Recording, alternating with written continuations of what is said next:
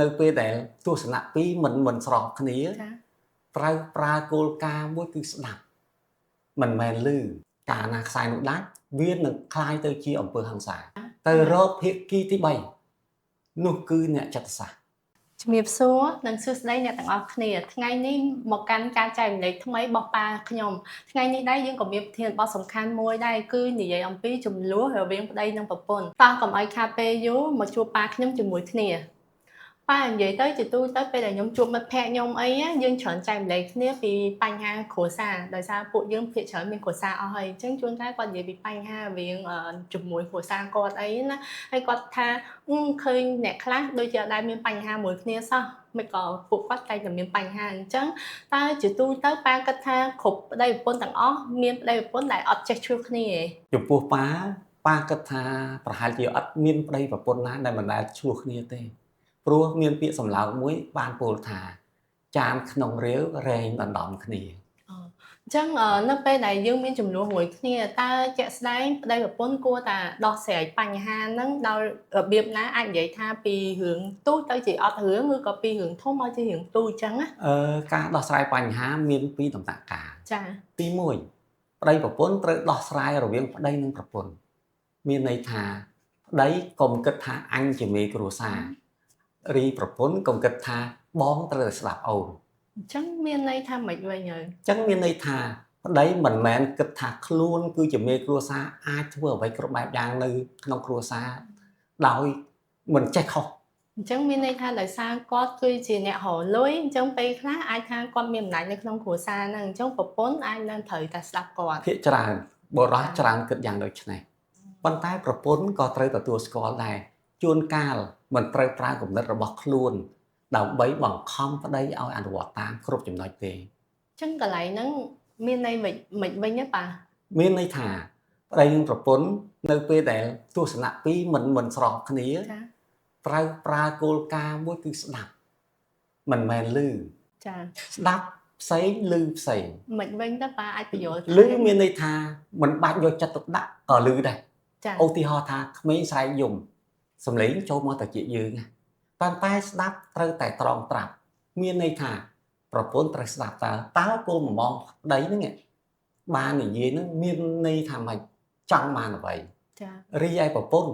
ក៏គិតដូច្នោះដែរមានន័យថាត្រូវតែធ្វើអ្វីដើម្បីឲ្យប្តីទទួលយកបានហើយពិសេសការជជែកគ្នាត្រូវមានព្រំដែនពីព្រោះព្រំដែននៃការជជែកគ្នាប្រៀបដូចជាខ្សែដ៏ឆ្មាតូចមួយងាយនឹងដាច់ណាកាលណាខ្សែនោះដាច់វានឹងคล้ายទៅជាអំពើហិង្សាអញ្ចឹងការកំណត់ព្រំដែនហ្នឹងតែយើងគួរកំណត់ធ្វើម៉េចយើងដឹងថាអូឥឡូវដល់កន្លែងហ្នឹងហើយអញ្ចឹងពីអ្នកគាត់ហ្នឹងត្រូវធ្វើម៉េចមានន័យថាបញ្ឈប់ការជជែកឬក៏អាចបដូរប្រធានបទមានន័យថាធម្មតាពីអ្នកប្តីប្រពន្ធយើងយល់ចិត្តគ្នាយើងដឹងថាប្តីហ្នឹងខឹងដល់កម្រិតមួយហើយឬក៏ប្រពន្ធហ្នឹងខឹងដល់កម្រិតមួយដូច្នេះត្រូវបញ្ឈប់ការជជែកជាបន្ទាន់ចា៎បន្ទាប់មកយើងមានចំណុចទី2ដែលត្រូវដោះស្រាយធម្មតាប្តីប្រពន្ធខ្លះចង់ឈ្នះចង់ចាញ់រៀងខ្លួនការជជែករវាងប្តីប្រពន្ធមិនប្រកាសថាអាចដោះបញ្ហានឹងបានទេយើងត្រូវទៅរកភាគីមួយទៀតដើម្បីជួយសម្រួលតើភាគីនោះគឺជានរណាទី1មាតាបិតាទាំងយើងទាំងមាតាបិតាក្មេងធម្មតាមាតាបិតាមិនចង់ឲ្យកូនទាស់គ្នាទេចា៎អញ្ចឹងគាត់ព្យាយាមសង្កត់ដោយអ្នកដែលខ្លាំងឲ្យបញ្ចុះបន្តិចមកដើម្បីឲ្យបរិយាកាសវាប្រសើរជាង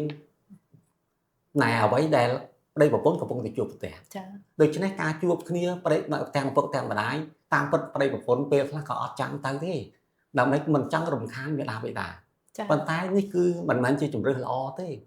យើងត្រូវធម្មតាមាតាបិតាគាត់មានបទពិសោធន៍ក្នុងជីវិតអញ្ចឹងគាត់អាចសម្របសម្រួលគាត់ក៏ធ្លាប់ឆ្លងកាត់ចំនួននឹងដែរអញ្ចឹងយើងស្ដាប់ហើយណាមួយយើងគោរពមាតាបិតាយើងមានន័យថាយើងស្ដាប់ហើយយើងអនុវត្តតាមគាត់ពោលមាតាបិតាចង់ឲ្យកូនល្អចា៎បាទអាហ្នឹងគឺដំណាក់កាលទី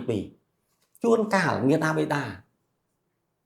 បានផ្ដល់ដំបូងមានហើយតែប្តីប្រពន្ធក៏នៅតែមិនត្រូវគ្នាទៀតតែយើងត្រូវធ្វើម៉េចចា៎ទៅរកភាគីទី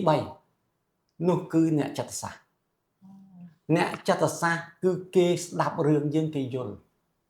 អ្នកចិត្តសាស្ត្រមិនមែនជាតុលាការទេអត់មកវែងញែកថាប្តីត្រូវប្រពន្ធខុស ចា ឬអូប្រពន្ធខុសប្តីត្រូវអត់ទេ